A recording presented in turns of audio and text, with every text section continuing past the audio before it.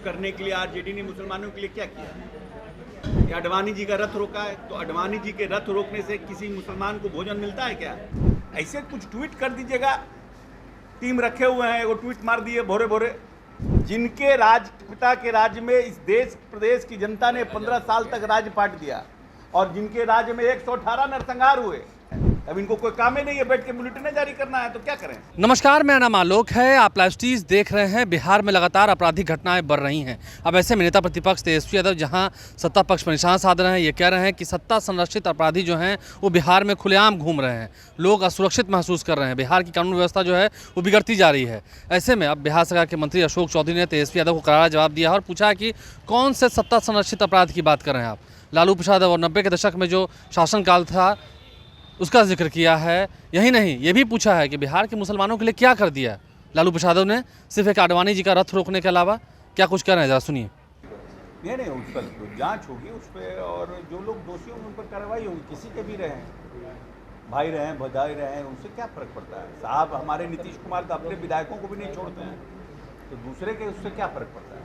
जो भी अगर गैरकानूनी काम हुआ है और कार्रवाई हुई है, कंप्लेन होगा तो कार्रवाई होगी, उससे क्या फर्क पड़ता है? कौन किसका भाई है, किसका भतीजा है, क्या फर्क पड़ता है? तो आपराधिक घटनाएं जिस तरह से घट रही है उस पर तेजस्वी यादव ने कल ही पलटवार किया है कि राज्य में महाजंगल आ गया है, सत्ता संरक्षित आपराधिक घटनाएं हो रही हैं। एक भी सत्ता संरक्षित अपराधी का नाम लें, एक भी सत्ता संरक्षित अपराधी का नाम लें। जैसे तेजस्वी यादव को चैलेंज करते हैं, एक भी व्यक्ति का नाम लें, किसके सत्ता किसके संरक्षण में अपराधी हो रहा है, अपराध हो रहा है, एक व्यक्ति का भी नाम लें। यहाँ 5 रुपया नीतीश कुमार के राज में कोई जबरदस्ती चंदा नहीं ले सकता है। ये सुशासन का राज है। घटनाएं हो रही है, हम ये नहीं कहते हैं घटनाएं नहीं हो रही, लेकिन कोई घटना ऑर्गेनाइज घटना नहीं है। कोई भाई भाई में झगड़ा है, कोई जमीन का झगड़ा है, कोई लड़की का झगड़ा है, कोई कहीं आपसी विवाद है, लेकिन कोई ऑर्गेनाइज क्राइम कह दीजिएगा कि यहाँ पर पहले जिस तरह से इनके पिताजी के राज में रंगदारी वसूला जाता था, इनके पिताजी के राज में जिस तरह से अपहरण होता था, पूरे बिहार में देश में पहला अपहरण उद्योग का नींव लालू प्रसाद यादव के राज में रखा गया। ये तो पूरी दुनिया जानती है ना। आवाज कर रहे हैं कि सत्ता संरक्षित अपराध हो रहा है, एक आदमी का नाम बताइए।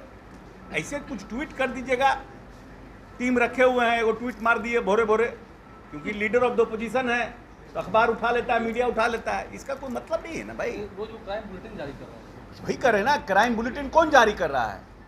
जिनके पिता के राज्य में इस देश प्रदेश की जनता ने 15 साल तक राज्य पाट दिया और जिनके राज्य में 118 नरसंहार हुए, 118 नरसंहार, तो दलित अप्रकाश को मार रहा है, अप्रकाश दलित को मार रहा है, और इन लोग नरसंहार रोकने में सक्षम नहीं हो पाए। 2 जेल ब्रेक हुआ, जहानाबाद और नवादा इनके राजपाट में हुआ। नीतीश कुमार के राजपाट में एक भी जेल ब्रेक हुआ? एक भी कोई नक्सल घटना हुई? एक भी कोई दंगा हुआ? एक भी कोई जातीय उन्माद का घटना घटी? कोई नरसंहार हुआ? जिनके राजपाट में सब कुछ ठीक चल रहा है उनके बारे में क्राइम बुलेटिन जारी कर रहे हैं। अब इनको कोई काम ही नहीं है बैठ के बुलेटिन जारी करना है, तो क्या करें? क्या आपको लगता है कि वो मुसलमानों को जो डैमेज हुआ है आरजेडी के साथ उठ के चले जाएंगे, फिर आपके साथ रहे? मुसलमानों को खुश करने के लिए आरजेडी ट्राई कर रहे हैं। अच्छा, खुश करने के लिए आरजेडी ने मुसलमानों के लिए क्या किया? एक्सेप्ट दैट कि अडवाणी जी का रथ रोका है, तो अडवाणी जी के रथ रोकने से किसी मुसलमान को भोजन मिलता है क्या? पहले बताइए। 45 करोड़ का हमारा बजट था जब लालू प्रसाद यादव इस प्रदेश के मुख्यमंत्री थे अल्पसंख्यक कल्याण का। आज 7.5 गुना बढ़ाने का काम नीतीश कुमार ने किया है। कोई राज्य है ऐसा देश में जहां IAS, IPS और BPSC की परीक्षार्थियों के लिए कोचिंग की व्यवस्था हो, रेजिडेंशियल कोचिंग की? किसी राज्य का नाम बता दीजिए। 250 बच्चे BPSC 2 साल में कंप्लीट किए हैं उस कोचिंग के माध्यम से हज भवन में। 7th पे कमीशन को लागू किया मदरसों में नीतीश कुमार ने। 22,000 मदरसों को सरकारीकरण किया नीतीश कुमार ने। इस प्रदेश में सब जगह रेजिडेंशियल विद्यालय खोलने का निर्णय किया नीतीश कुमार ने। लालू प्रसाद यादव जी ने क्या किया? अडवाणी जी के रथ रोकने के अलावा इससे कोई लड़का पढ़ता है क्या?